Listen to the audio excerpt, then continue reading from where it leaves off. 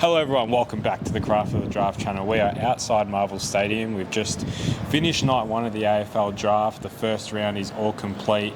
We were lucky enough to be inside and see all the action unfold, and we're here to unpack what we just saw, give a bit of an analysis, what's to come I guess in night two. But I guess let's start from the top. Pick one, Sam Waller. It felt like that's what was going to happen. It felt like we knew that for the week leading in, the big-bodied midfielder. And from a Richmond point of view, I actually look at it and I say they've now got a transformative pair that can really propel them into this next generation with Sam Lawler and Josh Smiley, who's been floated as a potential pick one throughout the year, obviously going at number one, and Harry Armstrong as well as the key forward. They got a bounty of selections and it felt like they got it right. Well, I guess going through the rest of the top 10, I don't think there were really any major surprises. I guess Finn O'Sullivan at 2 was the question of whether he goes, or Alex Taru.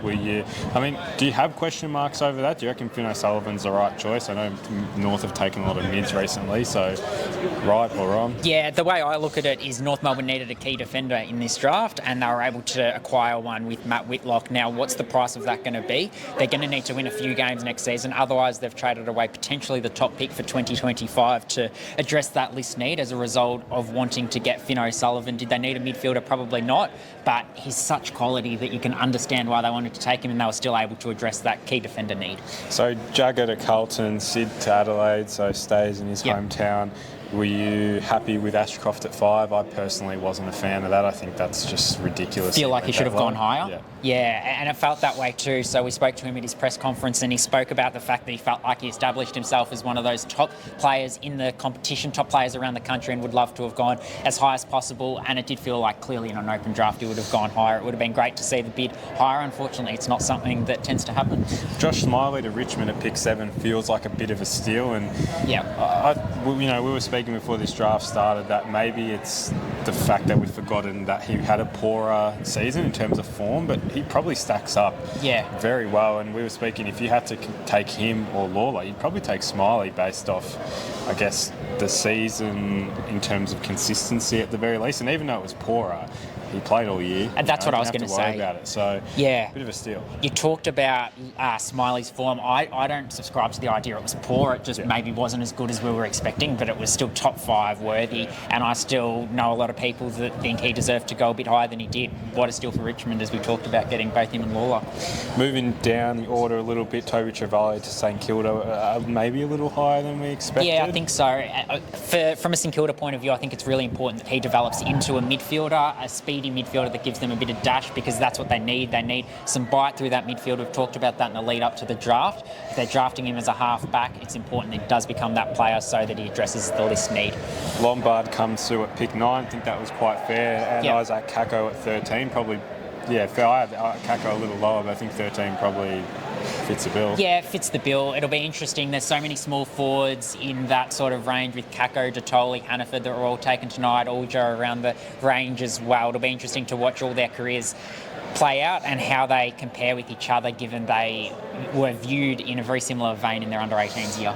Probably the first curveball of 2 that Richmond threw at us was Taj Hodden at 12. And I think Richmond probably would have rated him highly, given you take out the ACL, he was in that top 10 pretty comfortably. And then Jonty Ford, which is the big surprise, and we'll talk about players who didn't get picked to move into round 2 will be a big watch. But are you very shocked like I was? I think for Jonty Ford to be the top key forward is a complete...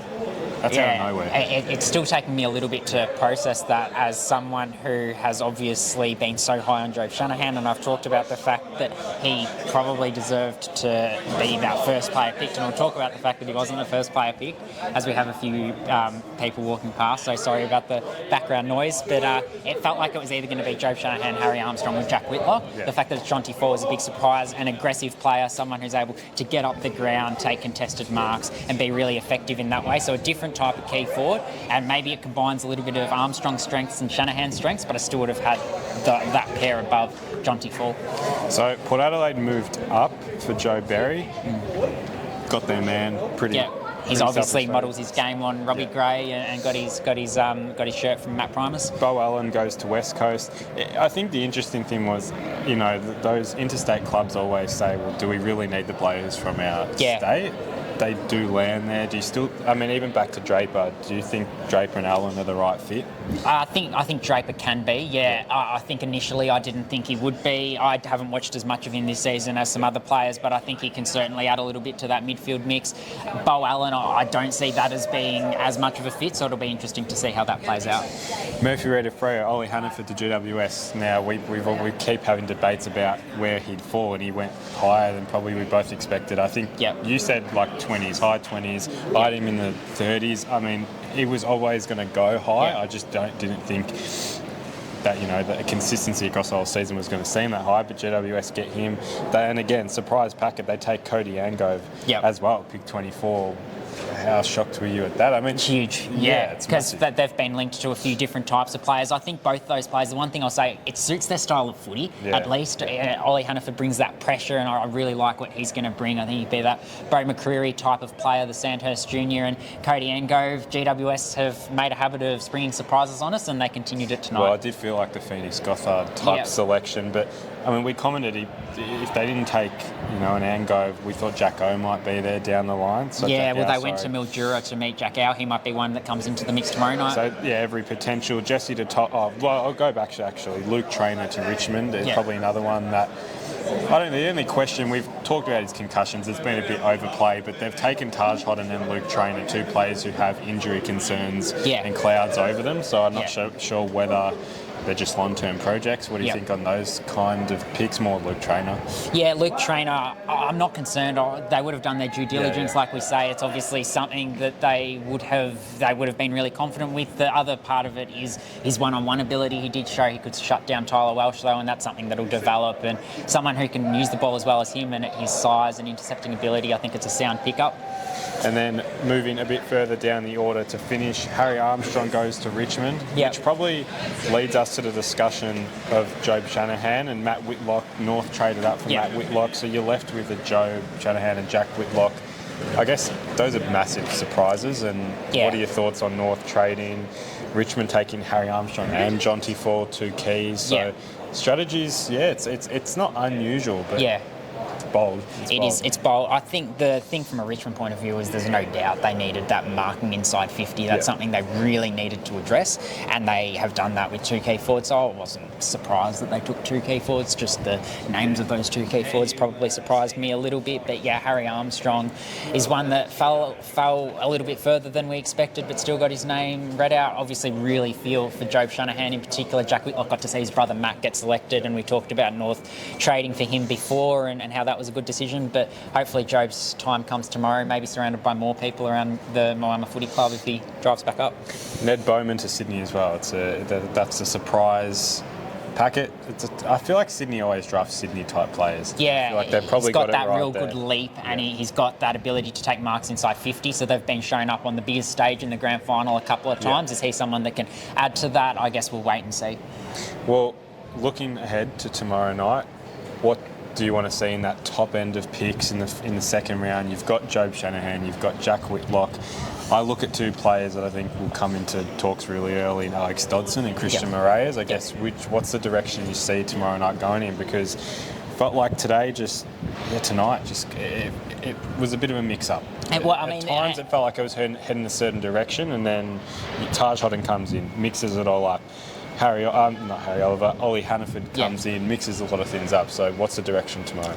I think tomorrow I'm expecting to see, and we always see it, that first pick of draft night, that clubs are going to come for it and come hard.